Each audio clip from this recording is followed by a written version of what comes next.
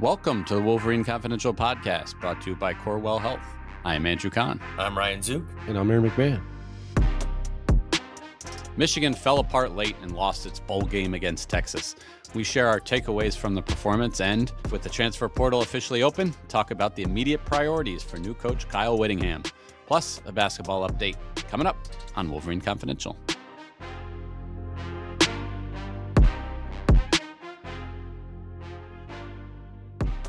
All right, guys, good to be with you here. Friday, January 2nd, late morning, early afternoon. Man, Happy New Year to you both. Thank you. Thank you for allowing me back on the Wolverine Confidential Podcast. It's nice to have you back. The intro sounded so much better now that you're back, man. I didn't have to fumble over any words or anything. You know, it's nice. Yeah, he had some tough go of it, but we got through it. We got through that without our host. I mean, it's funny. I was not off for as long as listeners might think. It was just, the Jake Butt one. That was the day I was driving to New York. Then the other one, I had just come back, and it's just the timing didn't quite work. But I'm back here. You guys held down the fort, and we have a lot to talk about. I think it's worth reflecting on the final game of the year before we move forward to what comes next, and that was Michigan's 41-27 loss in the Citrus Bowl, the Cheez-It Citrus Bowl in Orlando. Aaron, you were there. Ryan and I watched on television. Michigan led 27-24, back and forth game throughout. Entertaining game. Michigan led 27-24 midway through the fourth quarter of this game, and then Texas kind of took over and pulled away. So I don't want to say it was it was closer than the score indicated, because Texas, they did dominate the end of the game. I don't know. What were your kind of major takeaways from this game, Aaron? They got some work to do with Bryce Underwood. It's weird, right? Because typically these bowl games, if they're not playoff games, like last year, for instance, they almost act as a springboard toward next year. And you can't really say that with this game, right? Like, the staff is changing. You don't know how many of these guys are coming back. So it's hard to get a read on anything, but it was interesting to see the play, like the game plan. The players said it afterwards, but they felt like the handcuffs were kind of taken off a little bit. They kind of did what they wanted. Tight ends coach Steve Casula was the play caller this time around, and Biff Poggi instructed him to basically do what you want, throw the ball if you want, do whatever you want, and we saw that. I mean, they threw the ball early. Bryce Underwood had set a season high for pass attempts. Didn't play particularly great, especially late. Those turnovers really doomed them. But it was a game where I think Michigan kind of let it all hang out, so to speak, especially offensively. Now, look, they didn't have some of their top guys. Jordan Marshall didn't play. So it's hard to come away with a takeaway of this game. But it was interesting. It was entertaining, like you said. I think the Michigan play calling was exactly what they needed to do with Bryce. You want to let him, in a game that really doesn't mean anything, this is the opportunity to, all right, if we're going to be changing the offense, let's see what he can do. And credit to Casula for kind of dialing up some more difficult plays for him to execute and just seeing what he can do. And yeah, there was some flashes, but overall, just inconsistent again. 1 of 10 on completions on passes of 20 plus yards downfield. The 10 to 19 yard intermediate throws wasn't very accurate either. I was impressed with the design quarterback runs. There was some success there, but as far as Bryce Underwood as a passer and decision making, a long way to go still. But I mean, it's what the game plan should have been in basically an exhibition game. I saw that story from Aaron leading up to the game with the headline, Michigan eager to showcase explosive offense. And, it was a worthwhile story. These were things that the Michigan side was saying leading up to the game. But I certainly read that with, listen, you can't just become something different, with 10 extra practices. Now, you can change your game plan. And as you guys mentioned, they did with the 42 pass attempts from Bryce Underwood and one from Samaj Morgan. But they just didn't have it in them. They didn't have the playmakers, and they didn't really have the accurate quarterback, at least in this game. I don't know, some of the decision making and some of the touch issues. Is this just a true freshman who experienced a lot of change here in the last month with the coaching staff? who can grow into the role or what? I mean, he was the number one overall recruit. I don't think people missed on him, but not the most promising freshman year. Certainly not the best end. No, and it's clear he hasn't really, maybe improved for the last couple of months. He certainly didn't seem like there was much improvement there between the end of the regular season and the bowl game. Now, again, the staff is going through a lot of flux here. They lost their offensive coordinator and quarterbacks coach. Sharon's no longer there. A lot of changes going on. Yeah, I don't know how much actual maybe run Bryce got during these bowl practices, but and look, improvement will need to be had. There's no doubt about it. It almost looked like he regressed as the season went on, right? If you go back and look at, I mean, look at his box scores, right? Like a lot of turnovers come in the second half of the year. So something changed, or and I don't know if it was on Michigan side. Perhaps it was defensively teams were just zeroing in on him. But you hit the nail on the head. Like some of the throws were off. There were a couple of drops. I mean, I think there was a beautiful throw. I think the Marlon Klein in the end zone there that was just dropped there at one point. So there were some nice throws again, but he's not getting a lot of help either. I mean, the receivers, McCulley had trouble getting open at times. There just aren't a ton of options out there. Michigan was playing down to their starting offensive linemen. I don't know what the offensive line graded out from a protection standpoint, but it probably wasn't great. Yeah, so I feel like we go through this all the time. So like he needs better pieces around him too. I think that's part of it. So, but either way, I mean, like the buck stops with the quarterback, right? He's the one throwing the football. He's the one with the football. You would have liked to have seen something more out of him. When you attempt 42 passes and complete 23 of them, you would expect more than 199 yards of passing offense. I don't know. It was probably a frustrating game if you're a Michigan fan because look, you see the highs. I mean, you see the potential there. You see the some of the impressive throws he makes, and then you see the turnovers. And so Michigan needs to stabilize that, and I think that'll be a priority this offseason, assuming, of course, he stays. And let's not forget that this was a very shorthanded Texas defense too. They were playing with a lot without a lot of key guys, especially in the secondary and off the edge too. So it's not like this was like a vaunted Texas defense at full strength. There was definitely some missing pieces in the Longhorns defense too. And Michigan, at least early on, seemed like they were going to take it more advantage and have a big offensive day, and then kind of just stalled there late. And just yeah, no, it'll be fascinating to see what the next move is for Bryce Underwood as far as his development arc. Yeah, I mean the other side of the ball for Michigan, not great either. I mean you give up 41 points, 456 yards. Texas basically, you count out that final drive there when they just took a knee. Six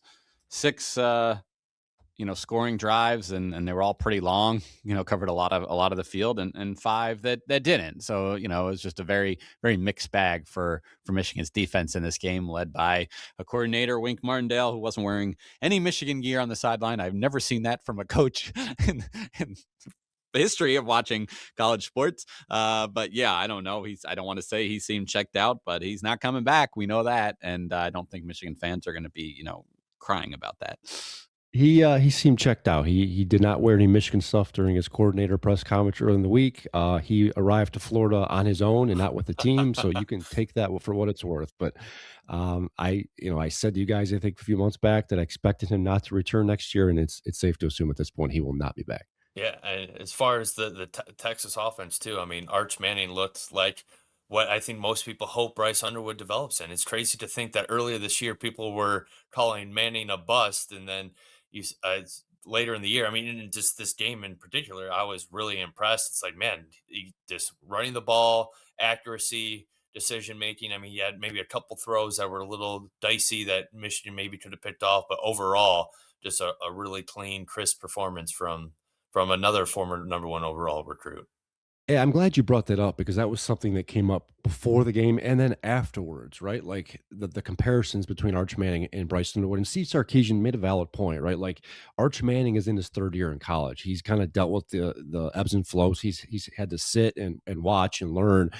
And then you've got Bryce Underwood in his first real year in college. He was kind of learning on the fly here, making mistakes on his own and kind of absorbing snaps here. So they're while they're in different spots at this point, they're also in different points of their college careers, and that's probably important to remember. And it was something Biff Poggi really emphasized after the game, that yes, Bryce made a lot of mistakes, or probably some throws he wish he had back, but he is a first year quarterback playing at like a high level. They're in the Big Ten. They're playing against the preseason number one team in the country. There's an argument that Texas should have been in the playoff. So it was certainly both the quarterbacks look different, they play differently, but they're also in different points of their college careers as well. Yeah, 2 years in a row, Michigan has to play a team, that just missed out on the playoff. They were able to pull off the upset last year, but not this time around. I'll open the floor to you guys. Anything else from this game specifically? Because Michigan has a new football coach here. He's making hires. The transfer portal opened today. There's a lot else to discuss, but I don't want to, shortchange any analysis from this game, whether it was individual player performance or just something that stood out to you. Yeah, the tight ends. I mean, excuse me, not the tight ends, the special teams. There was a drastic improvement there in just a couple of weeks. Yes, Dominic Zavada missed a field goal. I mean, I guess that's not new, something we've seen all year. But the return game was much improved this year, or this game with Andrew Marsh. He had a couple of big runs there. Got them got the offense in good field position there several times. Give them short field. So I don't know what Kerry Coombs did in the few weeks he was on the job, but he certainly was a vast improvement over what we saw from J.B. Brown. I don't know if Coombs is coming back. It remains to be seen. There's a possibility, I think, that he does. But it's clear that his veteran experience and teachings paid off during the bowl game, because the special teams looked a lot better. Yeah, no, I mean, that.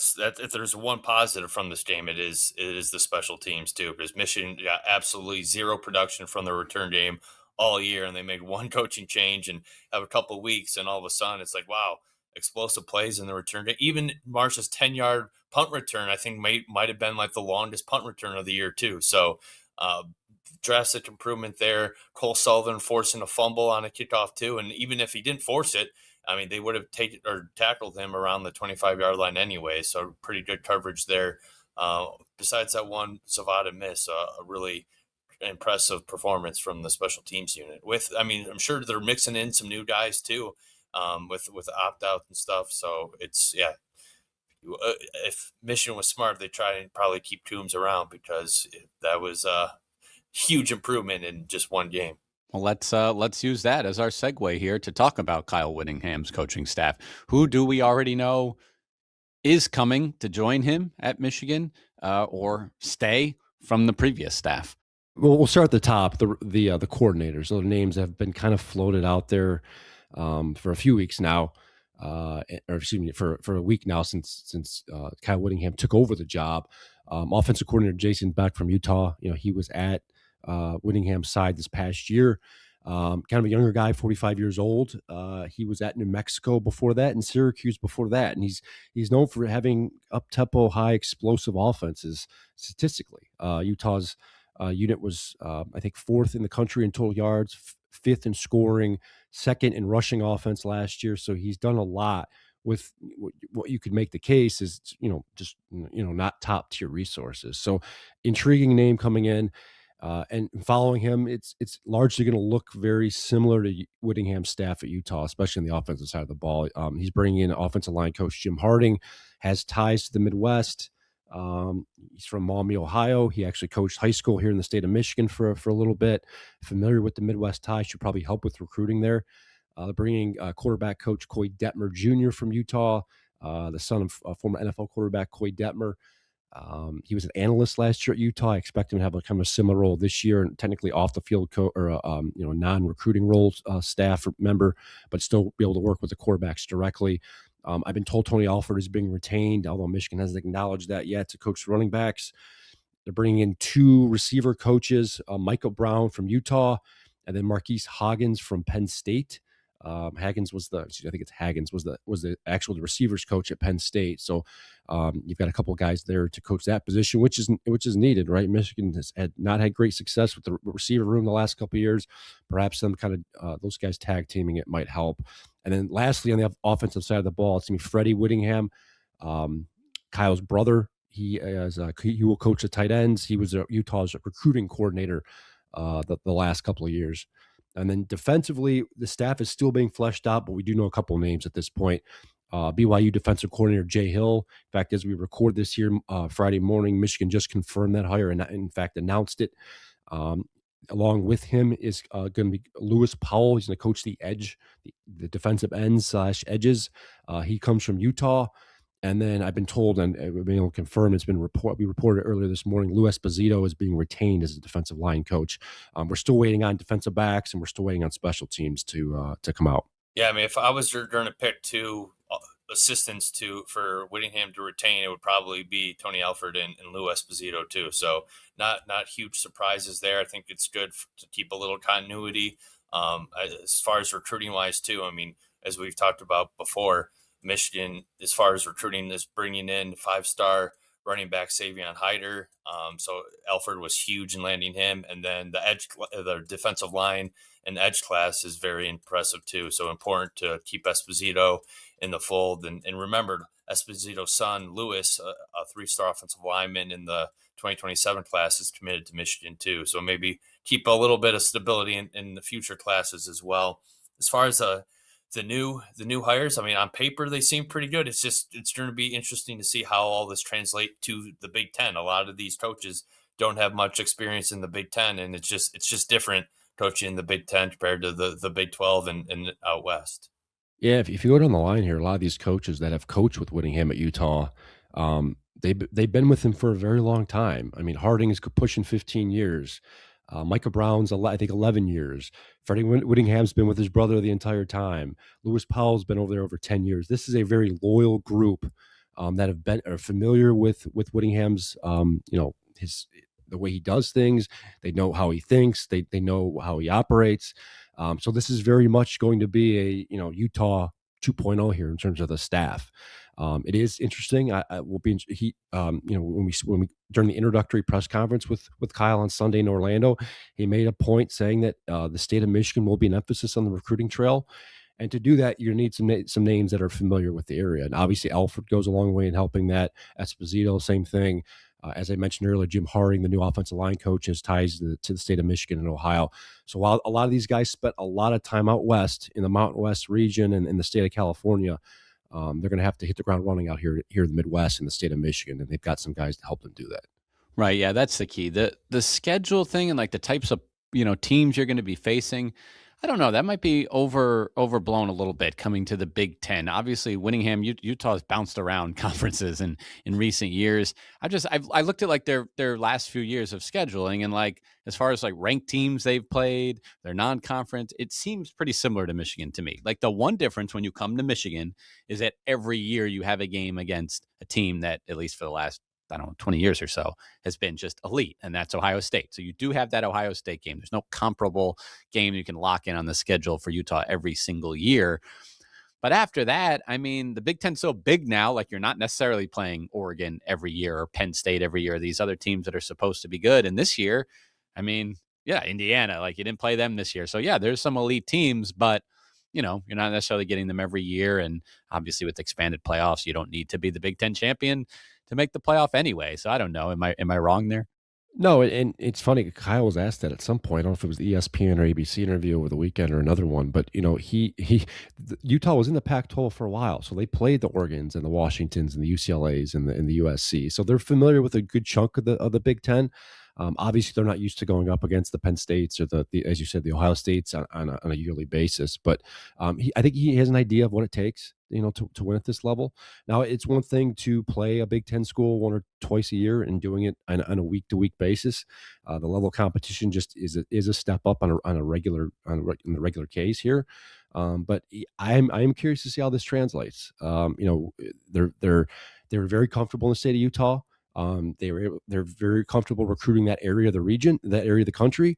Can they replicate that here in Ann Arbor? That's going to be the question, and I think that will determine here whether Kyle Whittingham and his staff have long-term success here. I mean, as Andrew mentioned, yeah, you don't face those top Big Ten programs every year, but in his first season, they do have Penn State, they do have Indiana, they have Ohio State, they have Oregon. I mean, even Iowa. I mean, it's like the one year that they have going through a gauntlet. It's his first season, so it's going to be a challenge in year one. Obviously, who knows what those teams look like next year with a turnover and stuff. But It looks like it could be a really difficult schedule to in his first year. All right. So we've talked about his staff. We've talked about, a little bit more about his fit and early success. What was the number one thing that Kyle Whittingham said, Aaron, at his press conference down there in Orlando? Which, by the way, when was the last time a head coach was introduced outside of campus? It was a unique situation. I wasn't sure what they were going to do. Glad that, they rewarded those who traveled. I would expect, do you think they'll do something with him here in Ann Arbor for, just to have more regions here and a little more hoopla, maybe we could see. You can answer that. But the number one thing he said was player retention. That was a number one priority for him. I guess how is that going already with the transfer portal open today? How do you expect it to go in these coming days and weeks? Yeah, I asked him that during that press conference, what is the number one priority? He said just that player retention is trying to maintain or keep in the folds several of these guys. Obviously, that's easier said than done. Kyle did say his first player meeting was with who you would expect it to be, and it was the quarterback Bryce Underwood. In trying to, and he said he did a lot of listening. He wanted to learn about Bryce. He wanted to learn about his family. My understanding is that Bryce's parents are both there. I met with Whittingham in the days later. I know Bryce's quarterback coach, Donovan Dooley, was down there in Florida as well. So a lot of Bryce's camp was there to talk to him, to hear from Whittingham and his plan and what the offense is going to look like. And then you look, Whittingham has to spread that message to the rest of the team and try and convince some of these top guys to stay. I'm looking at the Jordan Marshalls, the Andrew Marshes, the Cole Sullivans of the world, the top guys on defense you would want to come back. And look, we see this all the time when coaching changes happen. Oftentimes there's mass departures, and it would not surprise me at all in this situation where you've got a vastly different coach coming from a vastly different part of the country who didn't necessarily recruit a lot of these guys, so the familiarity just isn't there.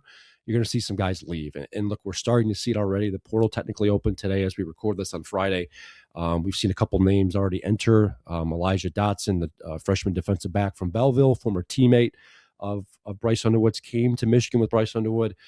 Cole Sullivan, a name that I expected to at least test the waters. But he's also a guy, if you're Michigan, you want back. I mean, he really came on toward the second half of the year, came out, he started the final couple games of the season, made some big plays, and he's a guy I think you would want a part of this defense. So, and I think he'd be a good fit for Whittingham too. But again, selling it and convincing someone is a different story. So I expect more names to come down the pike as we record this. I think Samaj Morgan's name has come out. So there will probably be many others. And some of them I think are legitimate guys that want to go elsewhere. They're just not interested in playing for this coaching staff, which is fine. But nowadays too, you gotta remember, like, guys are going to test the water and try and gain some leverage when it comes to the NIL and revenue sharing aspect of this. A guy like Sullivan fits that perfect bill. Yes, he could get handsomely paid here at Michigan, but he could also get handsomely paid somewhere else, given the season he put together. I think there is going to be some turnover here. It's just a matter of keeping the top guys in the fold, and it'll be fascinating to see what targets they go after in the transfer portal too. Because yeah, they might lose some top guys, but maybe there's some intriguing names that Whittingham has in mind that he's going to go after, either former Utah players or former guys he recruited from the West Coast, things like that too. So just because maybe Michigan loses some top guys doesn't necessarily they won't be replaced with talent too. So it's yeah, that's going to be a storyline of this whole offseason is how much turnover there's going to be on this roster. I'm glad you mentioned that because there's one name I'm already looking at. He entered the transfer portal the day before or he announced. I'm sorry, he announced he was going in the transfer portal the day before the Citrus Bowl. John Henry Daly, defensive end from Utah. Believe he led the team in sacks. I think he was a first team All Big 12 defensive end. Don't be surprised if he ends up following Whittingham to Michigan. I mean, we can't speak to how, Whittingham or any of these new assistants will, come across to the current players as far as just personality fit or whatever. But what can you guys tell our listeners about just sort of the schemes that Michigan will be running? We now know their offensive coordinator and their defensive coordinator. Like, compared to the players that these these kids committed to or played for last season, like, yeah, would that alone be a reason to get out of town if you're a returning Wolverine? It's part of it, and in fact, we spoke to actually Cole Sullivan after the bowl game on Wednesday, and that was one of the reasons, or excuse me, yeah, Wednesday, and that was one of the things he was going to ask about. Scheme is a big part of that. What type of defense they're going to play in, where their fit is. That is part of the game. And look, if we'd been talking this a few years ago, it probably would have been a huge deal, and it still is. But money and a lot of other things have since entered the chat here. But it is something, and I think it's something that Bryce Underwood's going to weigh too with Whittingham and his new OC Jason Beck. Whittingham's told us after his press conference in Orlando that his plan is to run kind of a power spread offense. They want to throw the ball, but they also want to have a physical front and be able to run the football too. So he's looking at 11 personnel. They might have maybe a few, fewer tight ends and fewer running backs than what Michigan's used to having on the field on a play-to-play basis, but they still expect to be able to be physical and run the football too. So you would think that would entice Bryce Underwood and Andrew Marsh and those type of guys to stay, because that would signal that they are okay throwing the football. And look, if you look at Whittingham's track record the last couple of years at Utah, they like running the quarterback. His quarterback last couple of quarterbacks have piled up the numbers statistically on the ground, and they have used the tight end. So it's not going to be a drastic difference from what I think Michigan's ran in the past, but you will see some, I think, more explosivity and maybe use some one or two more receivers than we've seen. The one thing I wonder about is like if you're like an Andrew March, you had a great freshman season, but there is a little bit of unknown now at Michigan, and you would be incredibly coveted by multiple schools with more explosive passing offenses if you enter the portal. It's like, do you what can Michigan do or say to try and keep him in the fold? Because in reality, it's like he could probably get just as much money elsewhere and find a better scheme that fits his play style too, and a chance to win and develop more as a receiver. Yeah, I don't know what Michigan's going to say to him or his pitch is going to be, but I think yeah, if you're Andrew Marsh, that would be the one position where I'm like, yeah, I can see him viably looking elsewhere, and understandably so, because yeah, Michigan really hasn't shown much in the passing game, and we've seen his talent both on special teams and receiver. Is there any concern about Bryce Underwood? I mean, we've talked about him, the contract he signed, to come to Michigan, the giant NIL deal. Just any initial takeaways from maybe his side of his initial meeting with Whittingham? Yeah, I mean, concern is a subjective term here, right? And depends on how you view Bryce Underwood and whether you view him as a long term option in Michigan, right? I you know I think he does stay ultimately, but I'm not ruling out a departure here. It would be wise, I think, of Bryce Underwood and his camp to obviously listen to Whittingham and what he has to say. And it would not shock me if they listen to other suitors, other schools, other interested parties. The questions that come down to what Bryce Underwood ultimately wants, right? Like he's getting paid handsomely at Michigan, so I don't necessarily think there's another school that's going to come out of the woodwork and pay him more or significantly more than what Michigan's paying him. Then it comes down to right how he views Whittingham, how he views Jason Beck, how he views the coaching staff here. Because let's not get this twisted here. Bryce Underwood has made it very apparent since he came to Michigan what his ultimate goal here is, right? Is to get to the NFL and be a successful professional quarterback. So he's got to read the situation and look at his options and say, ask himself, where's the best fit for me when it comes to being developed as an NFL caliber quarterback. So that's, I think, going to be the overarching decider here. I'd probably put it at this point at 70-30 that he is back, but it would not surprise me in the least that if he looks at the situation at Michigan with Whittingham, new staff, perhaps it tugs at him a little bit if an Andrew Marsh were to leave or some of the other players around him. So I don't think it's been decided. I can tell you, folks behind the scenes at Michigan are confident that he comes back, but that's one side of it. Underwood's going to have a decision to make here the next week or two. We all know that Underwood was the number one overall recruit, but like let's just say that if he did enter the portal, I wonder where he would stand on like the priority rankings for other schools too. Like there's a lot of talented quarterbacks in the portal right now too. Would teams maybe would be willing to pay others more than Underwood? Would he be as coveted as he was coming out of high school? I wonder that too, because as we've talked about earlier on the pod, he didn't have a great freshman year. but he is young and he does have that talent too. So it's, I mean, maybe Michigan can still offer him the most financially compared to other schools too. All right. Well, listen, it's going to be an incredibly eventful offseason for Michigan football with these next few days and few weeks being, the biggest flurry of activity. Not something we thought we were going to be talking about, as the regular season was winding down. Sharon Moore, we knew that this upcoming season was going to be huge for him, but he was not on the hot seat as far as his actual job security, just strictly from the performance on the field. But obviously that all changed. Now you got a new coach, you got a new coaching staff, only adds to the chaos that is transfer portal season. All while the actual college football season is still going, and that's the crazy part. You guys been watching these playoff games?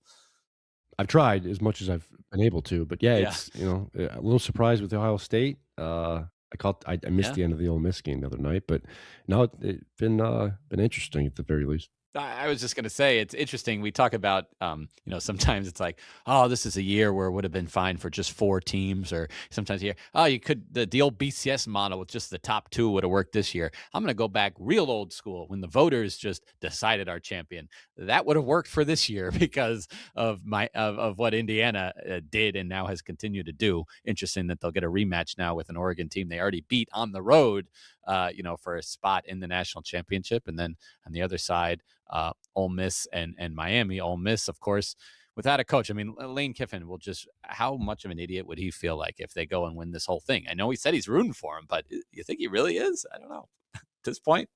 Not only that, but people were calling. Some people were saying Miami didn't even deserve to be in the playoff, and yet here they are. So it's been a fascinating last week or two. I'll say that. Yeah, man, I'm all aboard the Ole Miss train right now. I just love how they've rallied without Lane, and just Trinidad with how he's playing. He was absolutely electric in last night's game. Yeah, so I mean, just for an entertainment value, I like an Ole Miss Indiana national championship. Would I feel like would be highly entertaining. But yeah, it will be interesting to see what happens now too. I mean, Miami's played well defensively. I mean, I don't know if they're necessarily a fun, entertaining watch. I think Michael Irving on the sidelines more enjoyable than the product on the field. But yeah, I don't know. Who do you guys think is going to win it now? Andrew sticking with Indiana? Yeah, I am. I am. I mean, I think this is the tougher game for them. I think they win this game. They can get by this Oregon team that's kind of rolling, and can kind of match their physicality. Beat them a second time. I think they're just the team to kind of slow down, whatever team makes it out of the other side, which I would imagine to be Ole Miss, but we will see. I mean, Signetti is just what an interesting guy watching him on the sideline in these games with his eyebrows always risen, and it's just interesting guy and program that he's got going. Yeah, Indiana has to be. I mean, they're my pick at this point. I mean, I think the winner of the Indiana Oregon game probably wins it all, but I don't know. I mean, don't count on Ole Miss at this point, right? Like they're playing good football, and they've got a very good offense, as we all know. So, but no, it's at this point, I have a hard time imagining anyone beating Indiana. They're playing such good football. All right, let's close with a little basketball talk. 6 teams on the men's side enter 2026 undefeated, and Michigan is one of them. They're the best team in the country. They're not number 1 yet in that AP poll, and they probably won't be come Monday either, unless Arizona loses at Utah on Saturday. But New Year means Big Ten play resuming, and Michigan resumes that with USC here at Chrysler tonight, 7 p.m. on Peacock. They go to Penn State next week, Tuesday, before returning home to host Wisconsin. And then they do their West Coast trip this year that will bring them to Seattle and Eugene. So Michigan, again, heavily favored to win their next several games, and especially if they can survive that West Coast trip. We're talking about potentially 20-0 going to East Lansing to face Michigan State, which would just be wild. But yeah. So yeah, they're rolling. The women's team just went out west, and they split. They split their trip. Double overtime win over Oregon, in which they scored 92 points. And then against Washington, I mean, it took a flurry of scoring late just to get to 52 in a loss. So yeah, I don't know if that's just second game of a trip like that. They'd been out there for a week. or just one of those nights. I don't know, but Michigan split those games. Now they'll come back home to face Minnesota on Monday night at Chrysler. So yeah, that's kind of the basketball update here. All right. Well, a lot to talk about here as we move forward with what's again a busy offseason for Michigan football, and two top 10 basketball programs, not to mention the top hockey team in the country as well with Michigan. So stay tuned. MLive.com/Wolverines. Thanks for listening.